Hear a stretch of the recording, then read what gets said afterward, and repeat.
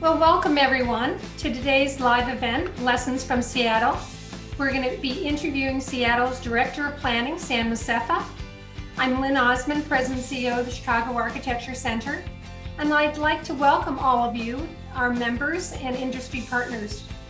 Today's program is presented in partnership with the Association of Architecture Organizations, which is a membership network for the many architecture organizations around the globe devoted to enhancing public dialogue on architecture and design. So a warm welcome to our AAO friends as well. Today's guest, Sam Assefa, has a long resume in urban planning and public service. I won't go into a great detail about Sam's careers, but would like to say that he has been a good friend of mine, reaching back to his days in Chicago's planning department and eventually rising to deputy chief of staff for Chicago Mayor Richard M. Daley. Sam has spent significant time in San Francisco and Boulder, Colorado, both as a private and public design professional. And beginning in 2016, Sam assumed the duties as Seattle's Director of Planning and Community Development, where he currently serves under the leadership of Mayor Jenny Durkin. Today's format is a one-on-one interview as we learn about Seattle's experience addressing the coronavirus and look at ways that the city will get back up and running, and hopefully take some tips on how Chicago will do also. So then we're also going to look at the long-term impacts of design, planning, and construction. There will be time for audience questions, so please type in your questions, use the Zoom Q&A function, and without further ado, I welcome Sam. Sam, so good to see you here today. Thanks so much, Lynn. So great to see you, and thanks for having me for this important conversation between my two most favorite cities. Well, great. Well, let's start with, Seattle was the first U.S. location to experience the pandemic. This means you're further ahead of the curve than we are, and you're flattening the curve. And so what are your numbers? How does it look? And any words of advice that you can share with us? Yeah, it is unfortunate that we are the first, but at the same time, I think a lot of the actions that we took immediately paid off, and it's paying off now. So we were committed, for example, to social distancing right from the beginning. We canceled public meetings the first week of March. We, as a city org, we actually started leading by example that we started teleworking early March, and within a few days, the governor actually declared the stay-at-home directive, again, early in March. And what we're seeing now is that is really paying off. So currently, our stats are looking good. I mean, there's nothing good about death and destruction from this virus, but considering what we expected from the beginning, we've made significant progress, and I could show you where we are on our stats. Let's see if I could share. So here's kind of the stats. So today, Seattle, as of now, we're about 83, 84 deaths, but this diagram compares, for example, in blue, where New York is on the curve, and then the orange on the bottom is where Washington is. Is a significant drop that we have noticed because of the stay-at-home and social distancing measures that we have taken. In terms of actual numbers, Seattle, for example, in the city itself, we have 86 confirmed deaths. That's out of 744,000 population. I believe Chicago is around 680 or so. That's the same amount as the state of Washington. We have about 682 deaths as of April 20th. It's a population of 7.6 million. I think Chicago is about 2.7. So I think the actions that we've taken, and then when you compare to New York, there's a significant difference. But we are definitely seeing it is working, but we're not out of the woods yet. And we have to continuously exercise social distancing. Currently, our stay-at-home directives is through May 4th. It may get extended, and and we'll see. And we go by the data that we get literally on a daily basis. So, how does a city like Seattle mobilize itself at the government level? What are some of the critical statistics, vital signs that you're looking at as a planner to know how the city is functioning at this very unusual time? So one of the big advantage that we had as a city, the city's structure around emergency response has a lot of muscle memory. So we have an emergency cabinet that the mayor chairs, and all of the department heads are part of that.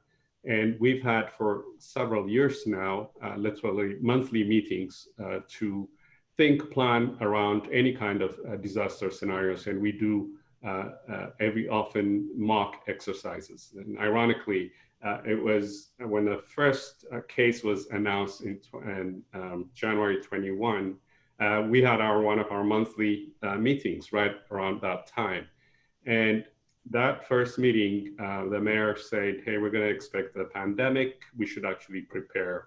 And that gave us a structure. And then we had a roadmap developed from the previous pandemic, from the SARS, that we took from the shelf and really adapted to this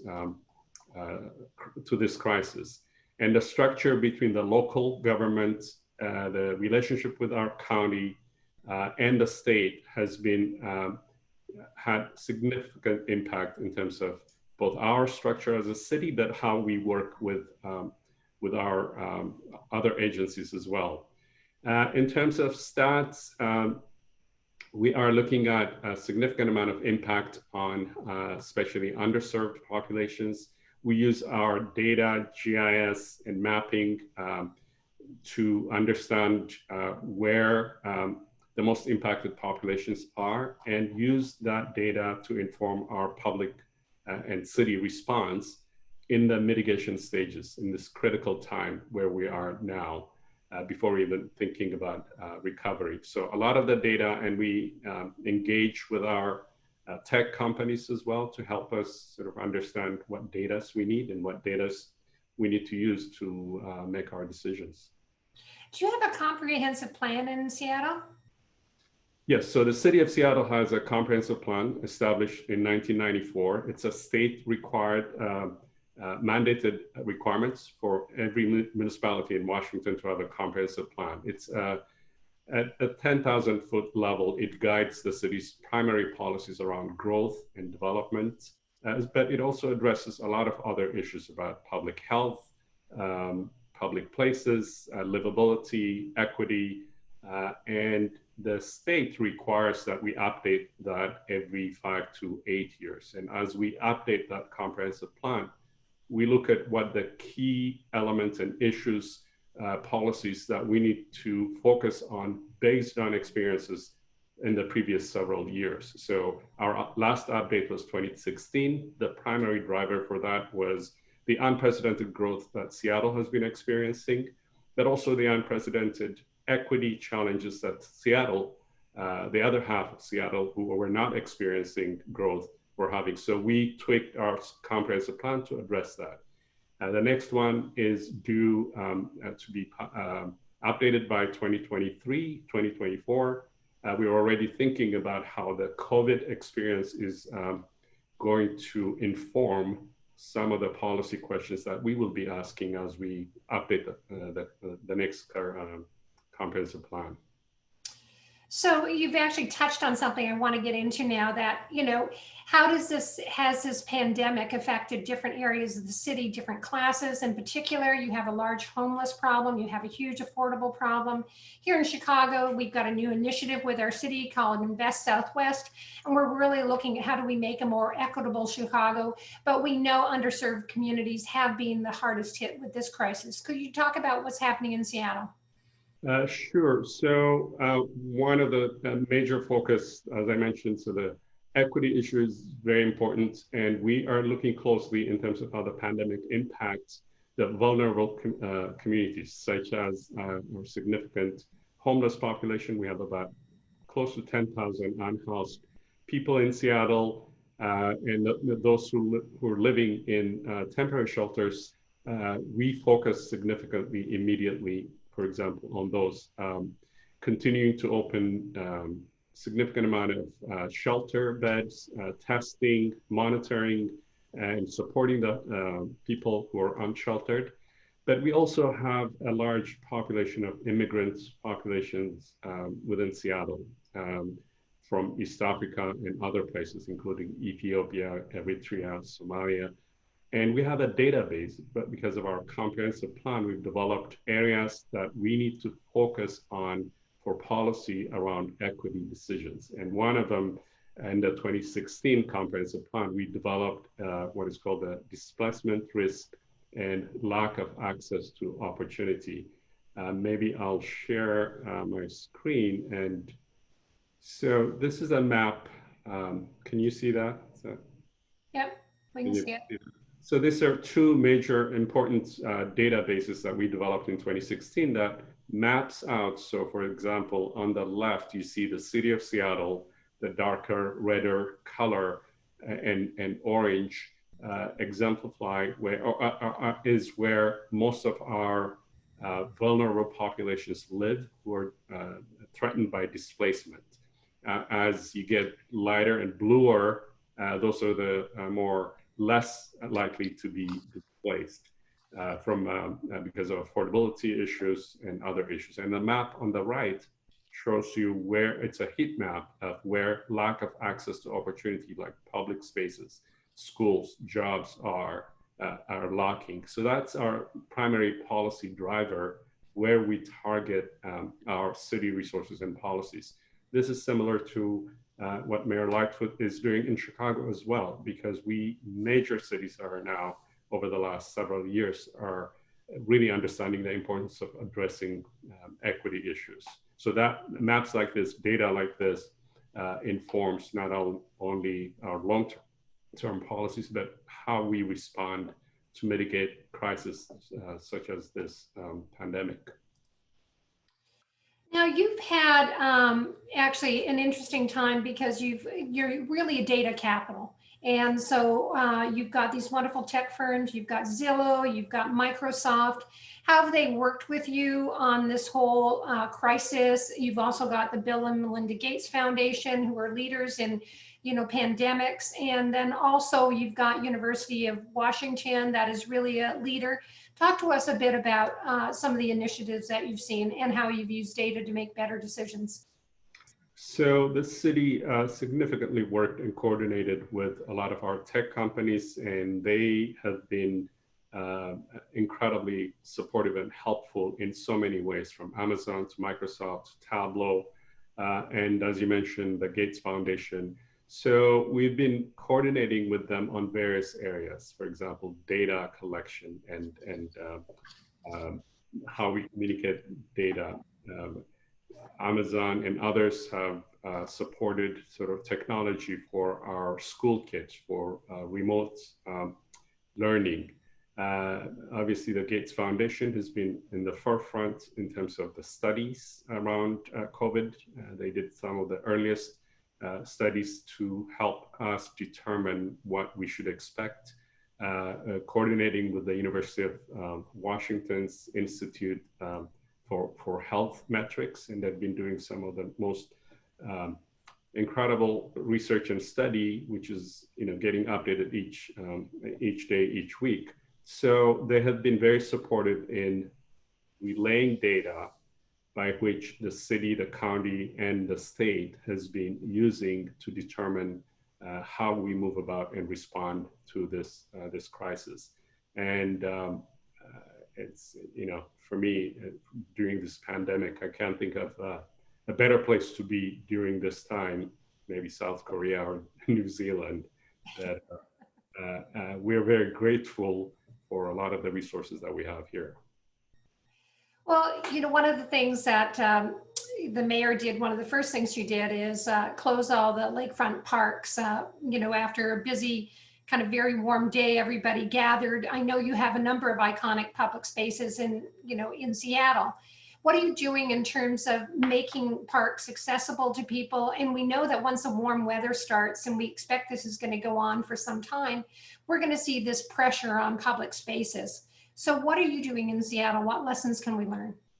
So the public spaces, I mean, they've been some of the most important elements during this time for many obvious reasons. So what happened was when the weather started getting better, even during the homestay directive, we started noticing a large gatherings in our public spaces. And Seattleites have been actually exemplary in terms of really taking this seriously and implementing social distancing, but it was difficult. You know, Seattle is a very, it's known for its rain and gray days, so it becomes difficult when the weather is not nice. So we did a pause and closed the parks for a while, and now we're beginning to start opening some of them in a limited basis, as well as with some restriction, including social distancing, as well as a lot of information around public education. Some measures, for example, if you have a path, maybe require a one-way around a lake so that you minimize people crossing each other. We also just last weekend started opening up almost 15 miles of our public streets. As you know, not many cars in the streets these days. So we opened up these public streets and neighborhood parks as an additional public space during this crisis, and we encourage, you know, healthy but safe activity for the population, and people have responded pretty well around that issue, and some of let me see, and some of our parks which we monitor constantly in terms of their use. You know, a lot of our public spaces, especially along the waterfront and other areas in the neighborhoods, you started seeing families gathering, but generally sort of keeping within the social distancing requirements. In some cases, you know, you could see in the slide, the paths get a little bit uncomfortable when you get a lot more people, and that was some of the reasons why initially we closed it. This is before we closed the parks, and now we're opening them again. But it has been a great lesson now to understand how public spaces are important. Some of our lakes, even on a kayak, people keep 6 feet distance apart, but they are out using the space. Every now and then, we're encouraged to go out. This is how I go out and bike in some of our trails, you know, within protection. So I think the public spaces are not only critical now, that there will be a paradigm shift in terms of how we think our public places, I believe, post-COVID. So have you announced when you're doing restrictions or go back to work, and when you do, what kind of health, you know, what kind of health testing are you going to do, social distancing guidelines? And I noticed one of the things, you had a mask on in the picture, but nobody else did. So, you know, we're being encouraged to wear masks. So just how does reentry look for Seattle, and when? So the city, and coordination with the county and primarily with the governor's direction, we are beginning to have that conversation. It will be a gradual relaxation, and looking at, you know, which types of businesses, even construction, should open. The directive really hasn't come out yet. We are both the mayor, the county executive, that's similar to the board of supervisor, and the governor are coordinating among, you know, Washington, but also with the state of Oregon and California, so that we have a collective and a cohesive approach in terms of how we gradually open up businesses and functions. But we're not there yet. Within the next, you know, few days, we'll have a better idea, and we're looking at the data, and our experts are looking at the data. And based on that, there will be some kind of prohibition. For example, large gatherings will still be prohibited. What's a large gathering? Well, anything. So currently, anything, you know, 10 people or more. But you know. stadiums or even in parks, having basketball or other uses are still restricted and will be until potentially for the next few weeks, but it will really depend on the data. But the big issue is as we open up, testing obviously is going to be critical, and the governor and our local leaders are working very hard to make that the reality, and monitoring potentially social distancing with some of the facilities that will open up. But we're not there yet. We're right in the midst of having that conversation now. So the other day, there was an article in the New York Times that talked about, New York and LA and Chicago, and talking about what's it going to look like for people wanting to live in dense cities. And is that going to change? And, all of us have, all three cities have had some population decline. Do you think this is a turning point for cities? Do you think that we're going to change and see people not wanting the density of cities? Well, there will be a lot of conversation around that, and that's already happening. I believe, I think the New York Times article you're mentioning is talking about how big cities like Chicago, New York, LA have experienced loss of population in the last few years, 5, 6, 7 years. And that is true. And most of the reason, there are a number of reasons. Obviously, affordability is an issue, and perhaps schools or other reasons. In Seattle, we've seen a significant growth over the last decades, but we have also seen a slowdown since 2018 or so, and the last maybe 2017. But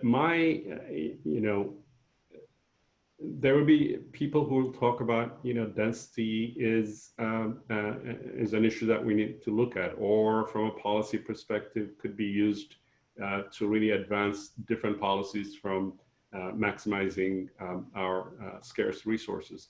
But I really don't think it will change significantly because of COVID. I mean, historically, we've gone through significant pandemics, much worse than this in terms of impact.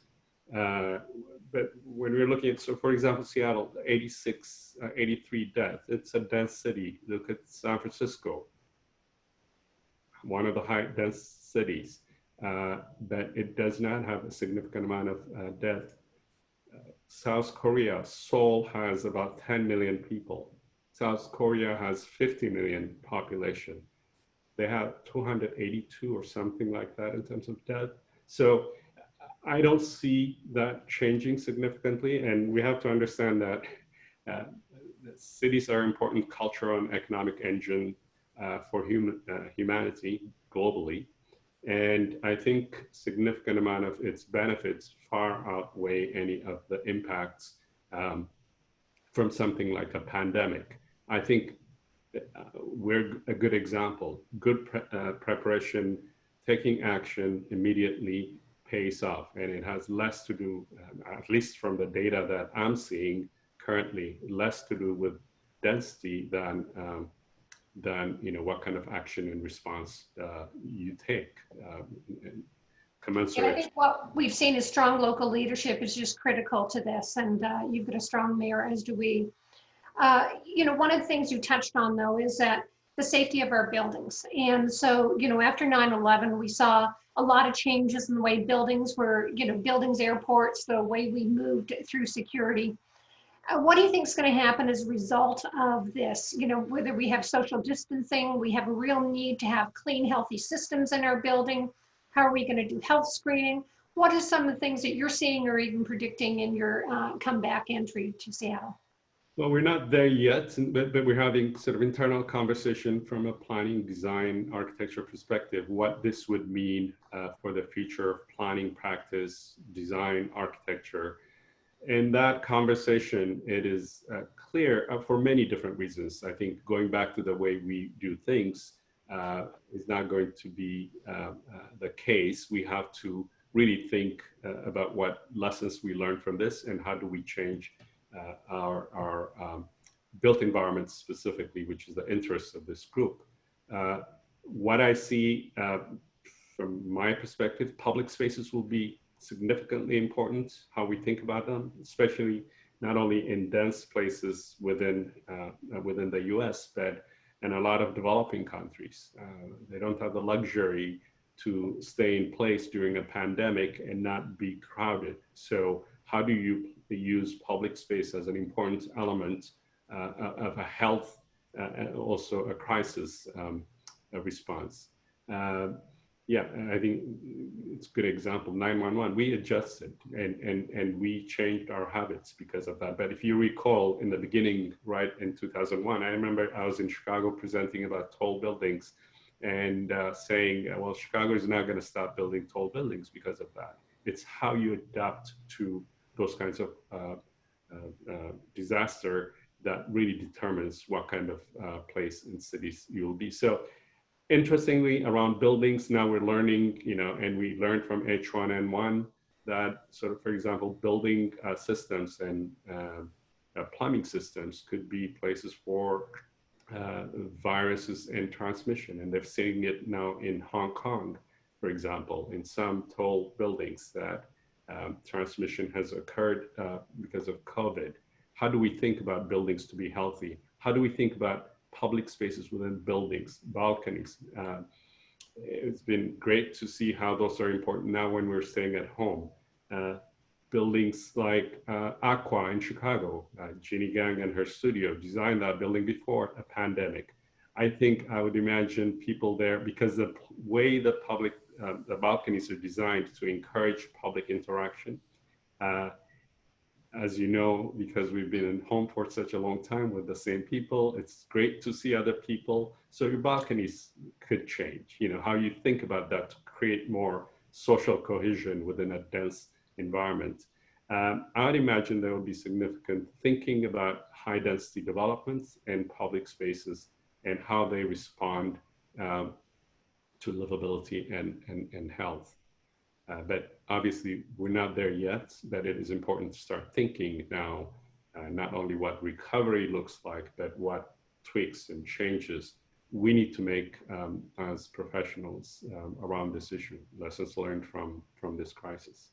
Well, we know how important your balcony was to you during your 8 o'clock celebration that Seattle has. What, every night they go out and celebrate their healthcare workers on the balconies?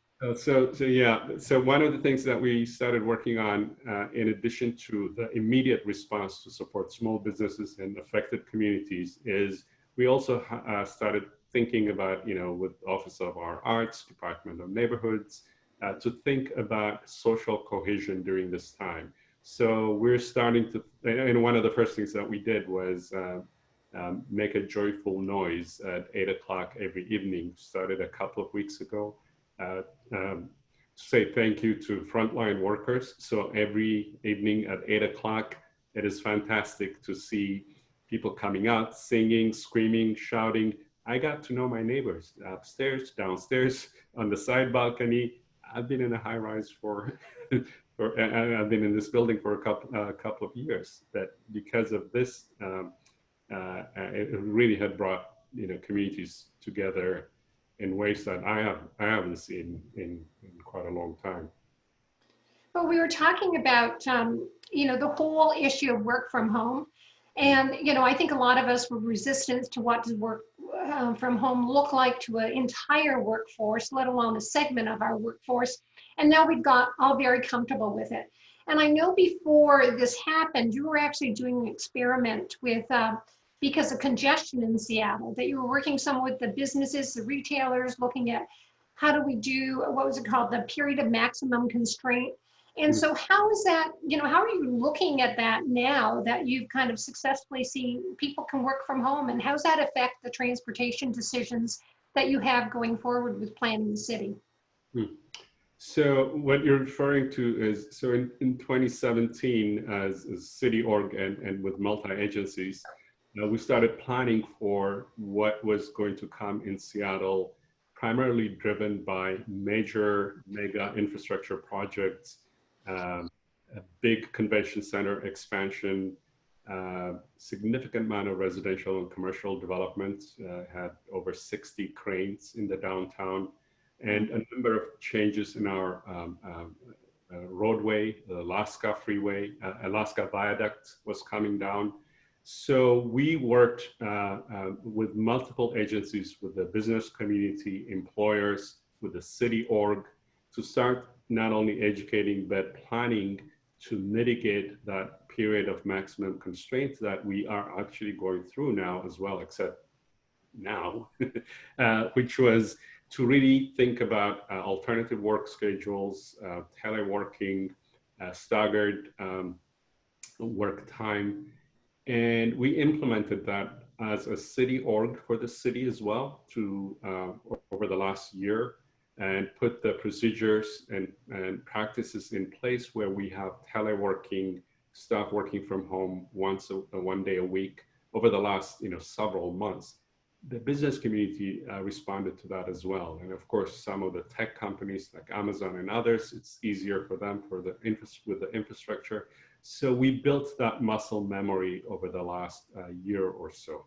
And when we, beginning of March, when we started actually asking people to work from home more and more, it was, there's a lot of adjustments that has to be made because of the scale. But we had already had some of that muscle memory and the practices in place, and it really paid off. And obviously, moving forward, I would imagine there will be significant changes because a lot of the benefits are obvious for many reasons. People don't have to travel an hour, 2 hours to work. You could be more efficient at work. Technology is going to change, but it also has impact and implication. In some cases, potentially positive impact. How do we think of our roadways? Milan, the city of Milan in Italy, which probably experienced one of the worst impacts of COVID, already has put in place just in the last week to first pilot converting about 20 miles of roadways as a pilot in the summer for bikes and public spaces and walking, to be expanded to citywide eventually. In other words, reclaiming that public right-of-way and streets moving forward. So some of the teleworking and alternative work schedule, if that then takes off, I'd imagine we'll have more ways that we can use our public right-of-ways to address, what I talked about before, the need for more public spaces on a daily basis, but also as a response to this COVID. And I mentioned earlier that we, Seattle, are experimenting on that as well. We've just opened up about 15 miles of public streets so that people have enough space with social distancing to be out. And this is really important, especially in communities of color that I mentioned before, where they have lack of access to public spaces and parks in their neighborhoods. That map that I showed, that was configured into that as well. So we're looking at that map and opening up our public streets. That's just one example. So if you were looking though at, reducing the number of people coming into the center core, what does that mean for businesses in the center core that are already hit? And then you're saying that there's going to be less people frequenting them at lunch hours or, for shopping. What are you doing to encourage? That's a conversation that we need to have, what that would mean. My sense is we need to think slightly differently around especially our downtown and businesses. Before this, we were experiencing unprecedented growth, including brick and mortar stores in the city. And even though people may be teleworking, it's just a human need to come together, to be around, higher density places where there's a lot more people. So we really need to think about how those spaces, how do we design programs or uses that then attract people, the place as a destination, even for residents here. So we have to start thinking about what that means. Yeah, obviously there is a possibility that if more and more people are working, the businesses and the shops could get affected. But I have confidence, I think we'll adapt and change. But there is a significant role for city planning, urban planning and design and programming that needs to, address some of those issues. But I'm full confidence, I think, with a lot of creative ideas and planners and designers, we can mitigate that. But it's one issue that we think would be a critical element of the practice that we are in. What do you think are going to be the long-term effects of COVID on communities, on the way we think about cities and our design of cities, and also our buildings? I think, well, I don't know how long it will be. So the immediate long term would be sort of the economic impact, obviously. If, for example, if you're teleworking, and this is really early thinking, Amazon, for example, has over 11 million square feet of office space here in downtown Seattle. That's more than the next 25 or 30 companies combined. That's a significant amount of space. If a good percentage of the population or their workers are actually significantly working from home, how do you think those purpose-built buildings for us office buildings, we need to start thinking about how we design buildings more so now about flexibility, adaptability. Do you need that much office space? Are there other types of uses that could be, we have a significant need and will continue to have a significant need for affordable housing at all levels, different types of housing. So I think that those kinds of conversations, the climate issue is critical. I think the stark impact of the silver lining from this COVID has been, I think we all experienced how much the air has cleared. You can see that Seattle has been so spectacular the last few weeks as Chicago, LA, and other places because of this. So climate, how we think about climate, and we are obviously reminded of the 50th anniversary of Earth Day, which we'll be celebrating all this year, started yesterday.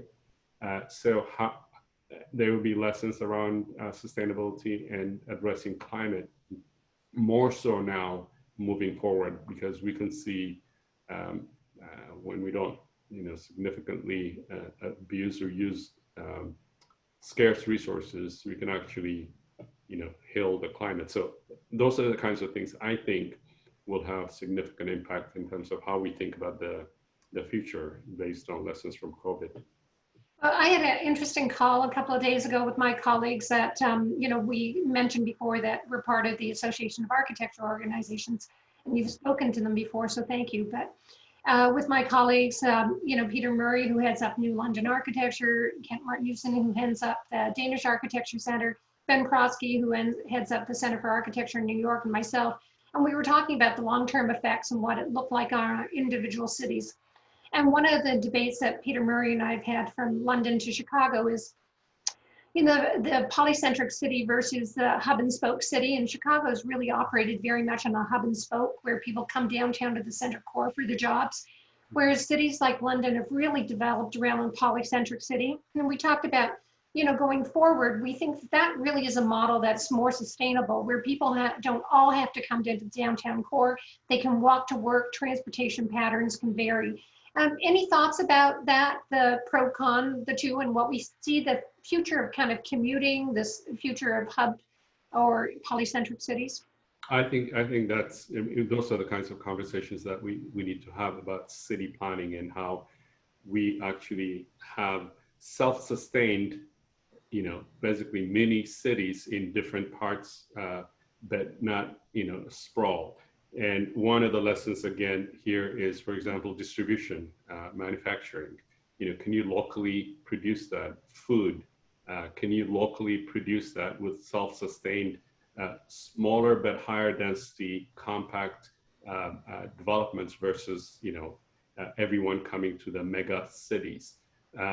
Even with transportation, I think high-speed rails are fantastic. They connect mega cities, but the infrastructure could actually think about how you connect smaller but higher compact self-sustained cities so that they are more resilient during a disaster, so that their industry or food supply or other needs could be met within shorter distance. And it also addresses climate issues because of that. It's not only sort of the quality of life and resiliency.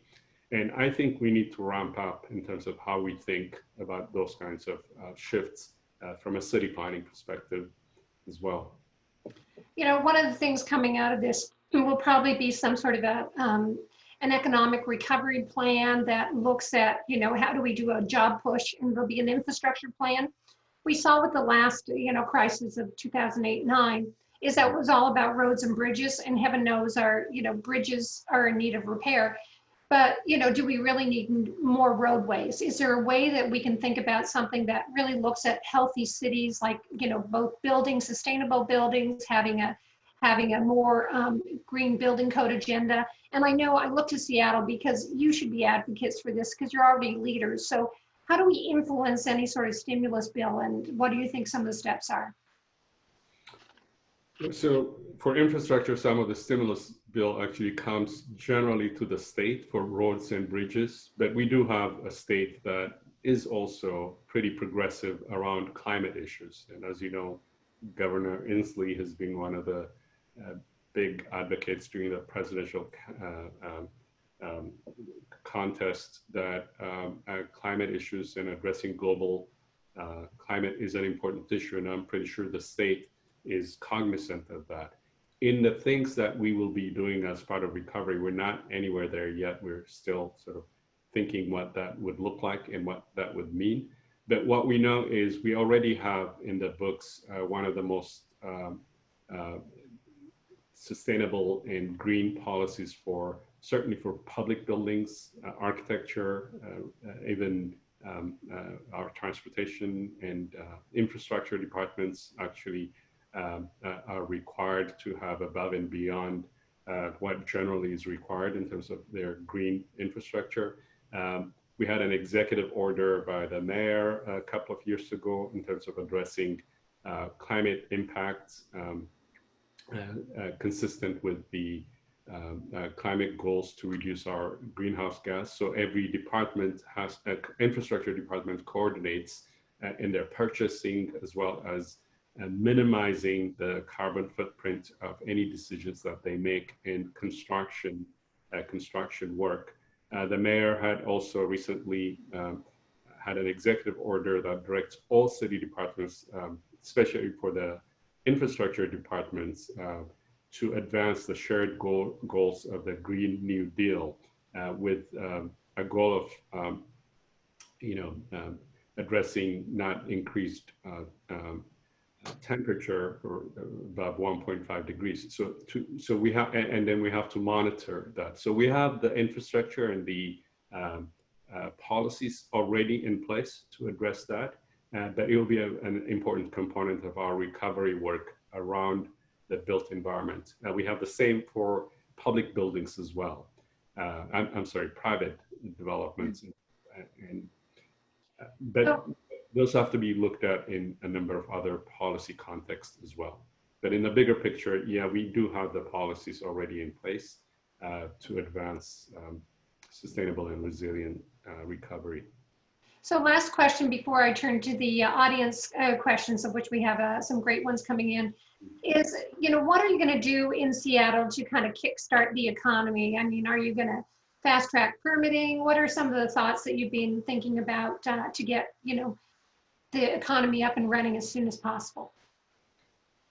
First and foremost focus that we have now is to make sure that our small businesses and primarily are resilient. Our immigrant communities and cultural facilities and the ones that are going to be the most impacted are resilient and can survive through this economic downturn. But moving forward in terms of architecture and the construction industry, we were already having conversations around, how do we address minimizing some of the cumbersome process. The mayor is very adamant. She doesn't want things to take too long. She asks constantly how we improve, how we do permitting, how we review projects. We're already discussing how we can minimize the long design review process, but within reason. But we don't have a policy yet, but we're having conversations around how we get the construction industry, especially for more affordable housing and more affordable commercial spaces and cultural facilities to get started. But we are having conversations around expedited permitting, minimizing a lot of the city bureaucracy to actually get that going once we open up. So this kind of flows with it, and this is a question from Louis Caldado, who is asking, Sam, do you anticipate building codes to better address the importance of adequate air quality control in confined spaces, particularly as it pertains to the dispersion of airborne particles? And that's what I was mentioning earlier. Again, this is early and we haven't had any conversation yet, but I would just, this is my own personal opinion. I don't see how we cannot. I mean, we're still learning more, for example, from Hong Kong. What we know is, viruses like the coronavirus actually thrive in that kind of wet and moist pipes within buildings. We know, for example, through this mitigation process, so when we're trying to isolate or quarantine people who are infected or recovering, we have to make sure so the buildings that we're renting or hotels, they have different HVAC system and air handling system for each room.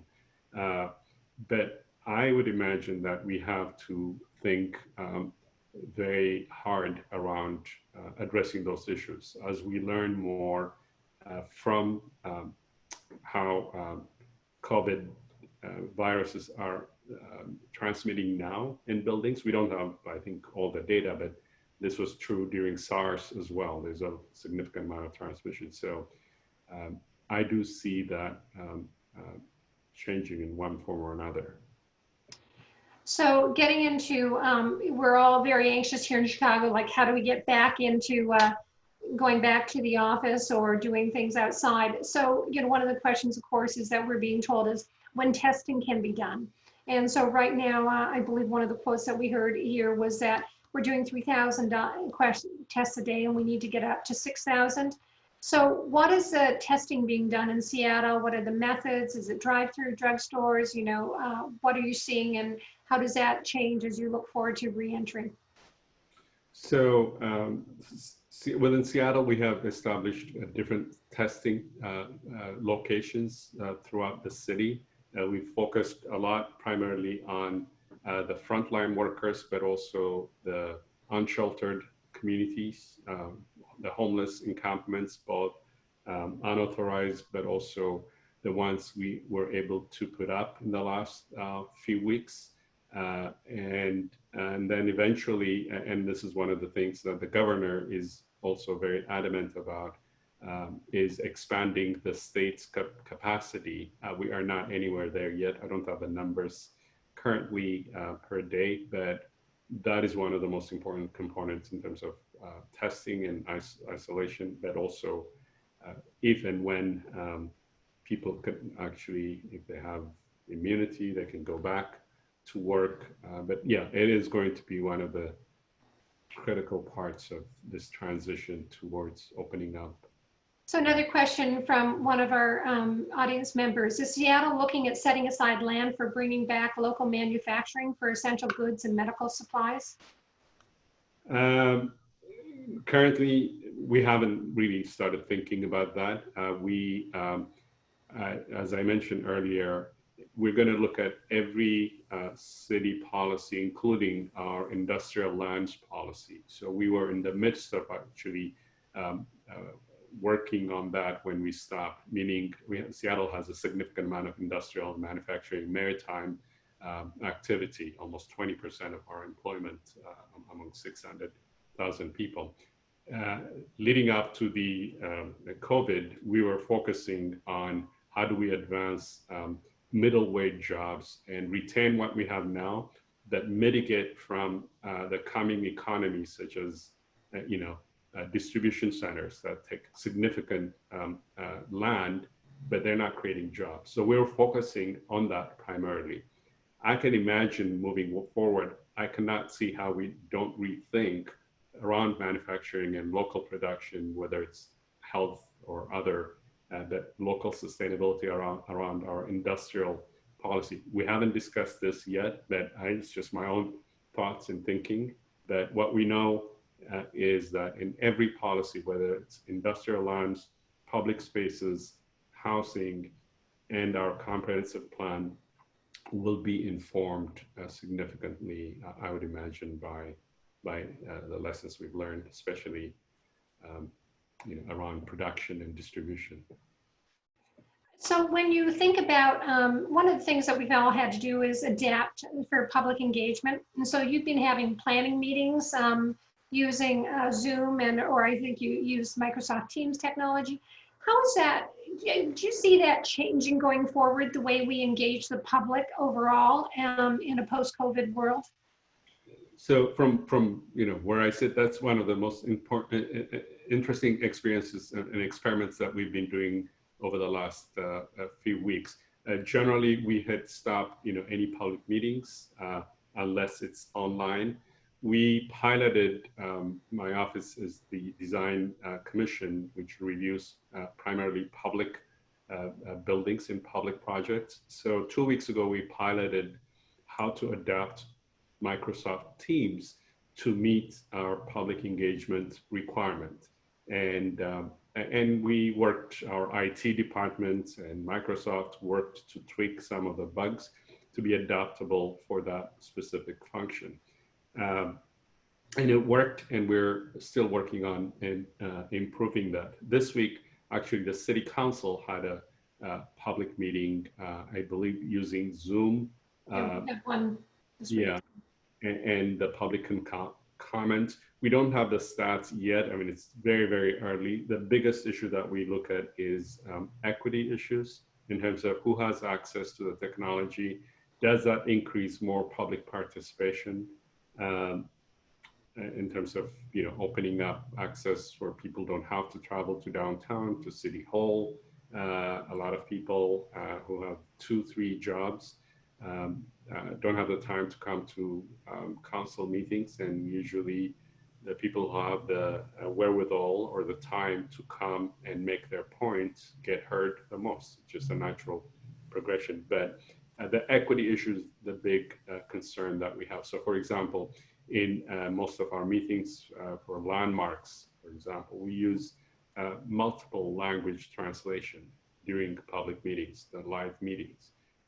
And how we do that through technology is still a question, but I would imagine the creative minds will get at work, especially those that we have here locally, and address some of those issues. But your point is that we need to look at it from an equity lens and maximum participation rather than having the same voices in our engagement. That is one of the lenses through what we'll see about our public engagement. It could present an opportunity for all of us. I mean, when we go to planning meetings in all our cities, they're the same, kind of the same group, and how do I diversify the people who are making, or who are attending these meetings, both in age and ethnicity. So I'll be curious to see where you go there.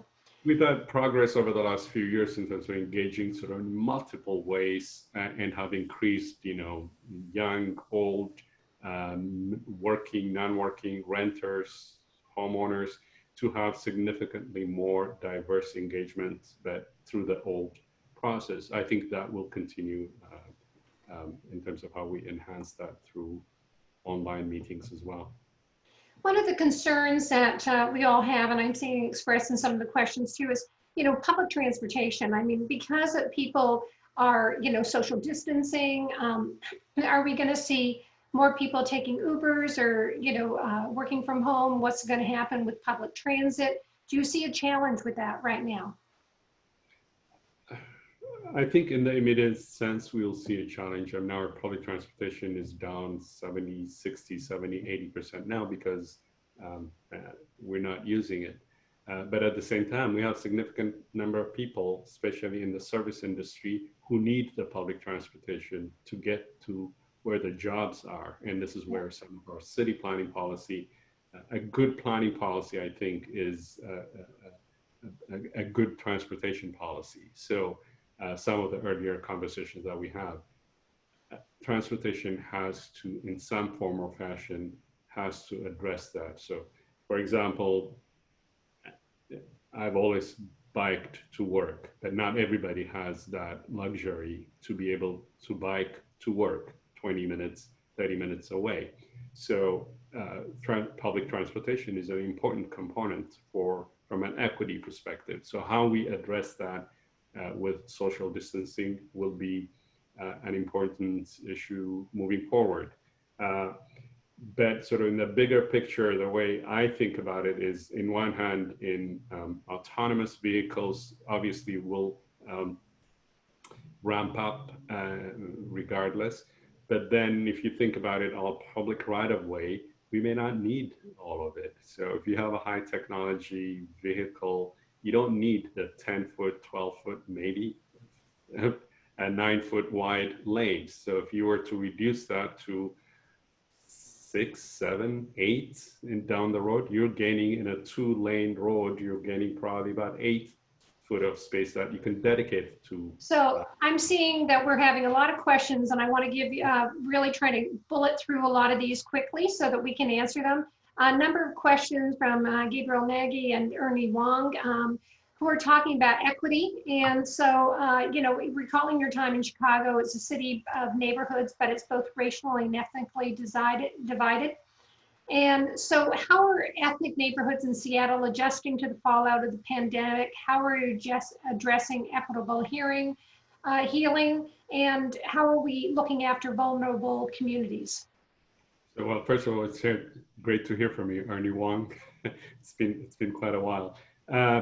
That is one of the primary focus that we have now. So currently what we're focusing is on the data. So working with the state and King County Health to first sort of determine the disproportionate impact of COVID, and first, you know, from the health perspective, and then obviously we're going to look at it from an economic perspective. Those maps that I showed earlier that really looks at where lack of access to opportunity and people who are going to be more likely displaced, that's where a lot of our focus, even in the mitigation phases now. The immigrant communities, people of color, are the most impacted today. We have in my office, we have a robust program called Equitable Development Initiative, where currently we're working with, we're funding about 25 such organizations that come from those areas where there's lack of displacement, on projects and ideas and developments that they feel is the most resilient and the most supportive of their needs. Resources are going to be significantly challenged in terms of what we're seeing in terms of projection over the next 2 to 3 years because of the impact. But our focus now is really understanding what are the impacts with them. Currently, we're working, the mayor is holding town halls now on a daily basis to talk and hear from our communities in the Chinatown International District or our Central District, where our largest number of African Americans live and where they have been displaced significantly over the last few years. And so we have a race and social justice initiative that really requires every department to look at what we do through that lens in terms of who's impacted, who's benefiting, and we will be using our recovery process to also use that lens. So 2 more quick questions. The one is, we all heard about your wonderful sheriff who's resisting the orders. And so what are you doing with stuff like that? What are you doing with protests? How much are you seeing? In the state, we've seen a bit. We haven't seen much in Seattle, at least. But it is, and this is one of the saddest part of this experience over the last few weeks, where there's significant and almost criminal absence of leadership at the national level, and from at least as it relates to this crisis. What I'm more hopeful about is it is amazing how local leadership has stepped up, starting from here and including in Chicago and other cities. To me, those protests are minuscule in terms of the number of people who are out there. I don't think it will have that much traction. So I'm actually lying. There's one other thing I'm just going to ask before. The construction, that's remained essential in Seattle. Where is it being with the sun? Um, So unless essential projects, most significant amount of construction have been stopped until further notice, and we're now having, the governor is having conversations now to look at which types of construction should gradually open up. But most of them, unless there is critical facilities as defined by the state, by the governor, they're all stopped. And I'm looking out my window, significant amount of cranes have been frozen in place over the last few weeks. But that we're not there yet. Some of those will start opening up soon. So we are partnering on this call with the Association of Architectural Organizations, of which CAC is the proud founder. And we, people who talk about architecture and design and public dialogue, what do you see the role for, AAO member organizations in, creating a dialogue about this as we go forward? I think a lot of the role that you're playing before, which is, both kind of being change agents, but also informing, educating, and engaging around ideas locally and nationally and even internationally. Because one of the things that we've learned and we're learning from this is we're all far more interconnected than we are not. Globally is what I'm talking about. So the role that organizations like you play in engaging in thoughts, ideas, and research, and in some cases actually challenging the status quo, whether it's city government or private sector. And I think more engagement around that issue, and I'm already having that in the recent past, because there's just a huge yearning for those kinds of collaboration. This is a great opportunity to actually make a significant paradigm shift in terms of how we work, how we do decisions around the built environment. And obviously CAC and organizations like that are critical partners. Well, Sam, I can't thank you enough for putting the time. I know how crazy your days are right now as you're trying to deal with Seattle coming back and all the issues. So I'm glad that you made this a priority. We really enjoy working with you. And I just want to remind our listeners out there that CAC Live is a weekly program series that we have. If you want to sign up, just go to our website and sign up for CAC at Home. And there's a number of different programs that you can participate in, both live and virtual tours. So I thank you very much for being a member, being part of the CAC audience and the AAO audience. And thank you again, Sam. Thank you, Lynn, and it was great. And for everybody who participated, thank you. We'll get through this, and we're all in this together as well. But we will get through this. Thank you. Thanks.